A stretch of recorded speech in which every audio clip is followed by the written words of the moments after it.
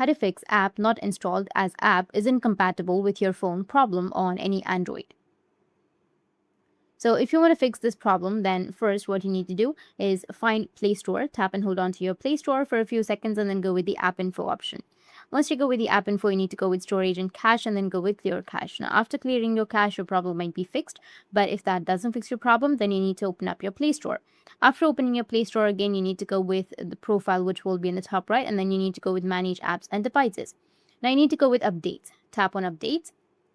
So right here, you'll need to go ahead and click on the updates. And when you click on that, looking here, you need to go and update the application which needs an update. So you just simply go ahead and click on update all or update the application in which you're facing the problem.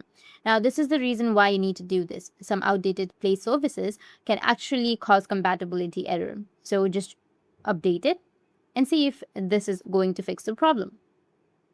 The next step you can actually take in order to fix the problem is by going to your phone's settings and tap on about phone, and you just need to simply go with your version.